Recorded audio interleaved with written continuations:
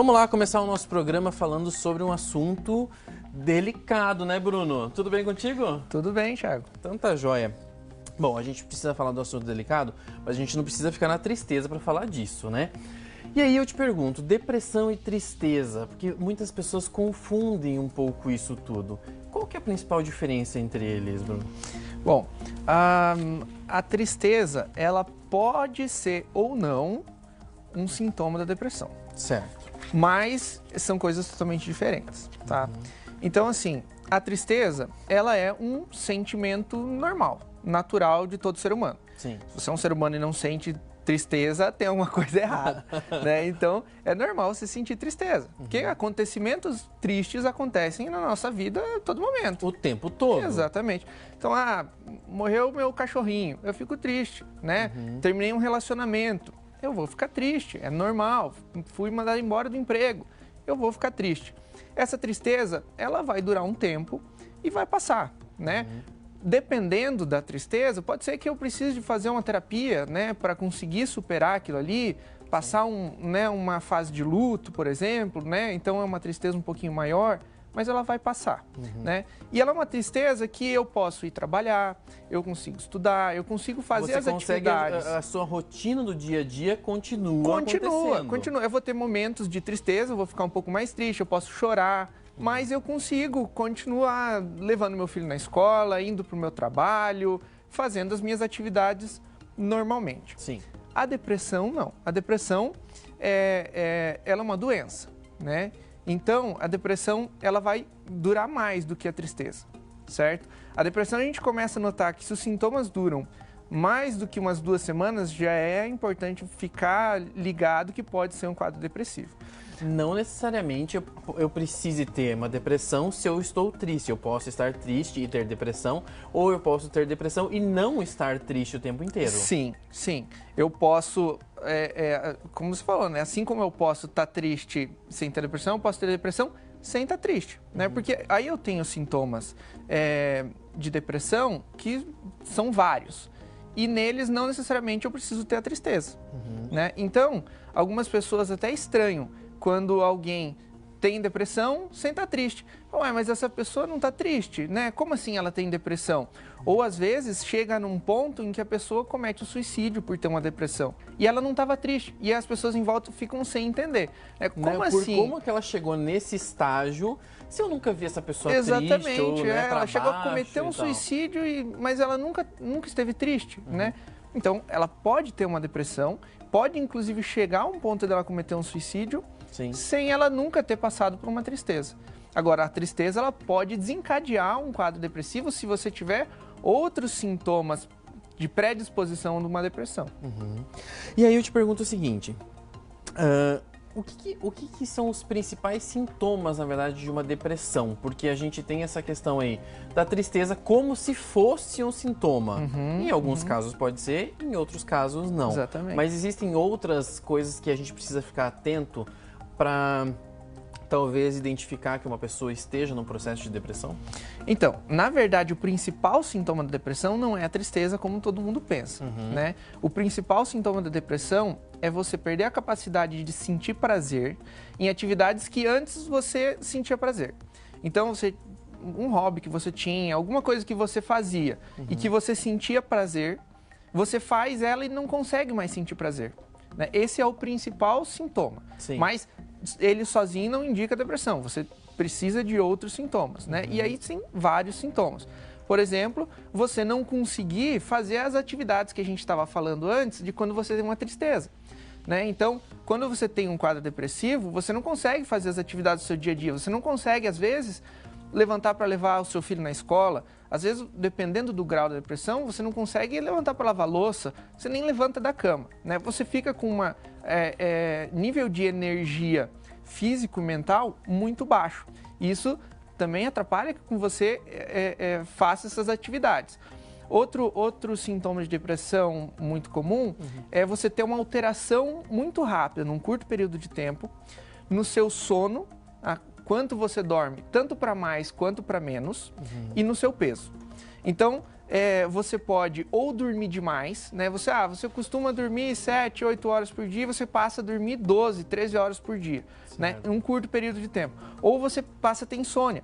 E aí, normalmente, a insônia da depressão é aquela insônia que você dorme, mas você acorda na metade do seu sono e não dorme mais, que é o que a gente chama de insônia terminal, que ela é na fase terminal do sono, né? Mas a gente pode ter também a outra insônia, que normalmente está mais ligada a quadros de ansiedade, que é aquela insônia que você deita e você não consegue dormir, não consegue pegar no sono, né? E aí a ansiedade também pode ser um dos sintomas de depressão, né?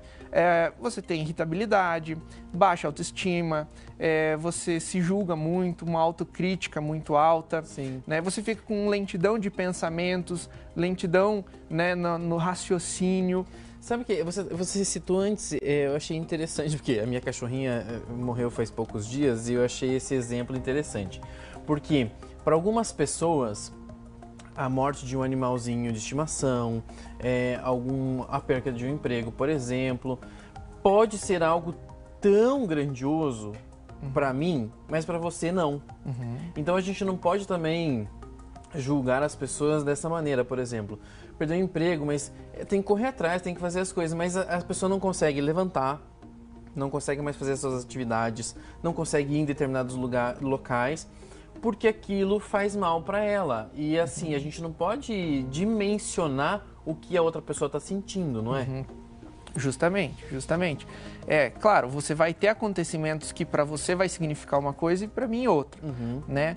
Mas um único acontecimento não vai causar uma depressão. Não vai causar depressão. Quando você sabe nomear o acontecimento, aí que te deixou mal, é uma tristeza. Agora, vários acontecimentos na sua vida podem aí sim desencadear uma depressão. Ou quando é um único acontecimento, né? Por exemplo, eu perdi o emprego, ou morreu um familiar, né? Um pai, alguém assim. Isso me deixou muito mal e eu entrei em depressão. Mas aí você tinha outros fatores de predisposição de uma depressão para aquele acontecimento desencadear uma depressão. É interessante a gente falar sobre tudo isso, porque muita gente tem esse problema, essa doença, como você falou, a depressão. As pessoas confundem a tristeza e a depressão. E aí eu te pergunto o seguinte, como que eu posso ajudar quem eu vejo, ou pelo menos eu identifico que tem uma depressão? Existe uma maneira que eu, um leigo, que não tenho essa formação, posso estar ajudando essa pessoa? Ou ela necessariamente precisa passar por um profissional? Assim, a primeira coisa que você pode fazer, eu tenho um familiar meu que eu convivo que tem depressão, né? Então a primeira coisa é justamente você, porque como você falou, você é leigo, você não sabe o que é aquilo. Então a primeira coisa é entender o que é a depressão. Né? Então, buscar informações a respeito disso, para eu saber lidar com aquela pessoa. Né? Porque a gente tem muito senso comum a respeito da depressão. E muitas dessas coisas são erradas e a gente acaba mais atrapalhando do que ajudando. Né? Então, a primeira coisa é buscar informações, se informar a respeito do que é a depressão, quais são os sintomas, como que eu posso ajudar essa pessoa, certo? Outra coisa é você se dispor a ouvir essa pessoa. E aí o ouvir é um ouvir meio terapêutico. Ouvir no sentido sem julgamentos. Eu vou simplesmente sem conselho, sem nada, é ouvir. Exatamente. É porque se eu tento resolver um problema da pessoa, porque assim, a gente tem que lembrar que a pessoa com depressão, ela está com pensamentos mais lentos, a velocidade de raciocínio mais lento, ela tem uma autocrítica muito forte, ela já está se julgando. Então, se a gente querer mostrar para ela que a gente consegue resolver o problema dela de uma forma muito simples, que ela não está conseguindo resolver, isso vai deixar ela pior ainda. Né? E se ela fala alguma coisa que a gente não concorda e a gente quer mostrar para ela que a gente está certo, isso vai dar mais julgamento ainda do que ela mesma já está tendo sobre ela. Né? Então, ouvir sem nenhum julgamento, sem tentar dar conselho, sem tentar resolver a situação, mas simplesmente ouvir. Outra coisa que você pode fazer é oferecer ajuda de forma ativa. Então a gente tem que lembrar que essa pessoa com depressão, ela está com energia física e mental muito baixa, né? Ela não consegue exercer as atividades do dia a dia dela. Então, o que você pode fazer é chegar lá e, eu cheguei e vi que o filho dela tem que ir para a aula e ela não conseguiu nem levantar da cama. Eu posso levar o seu filho para a escola hoje? E você vai lá e leva. Né? Eu vi que ela nem lavou a louça. Eu posso lavar a sua louça hoje para você?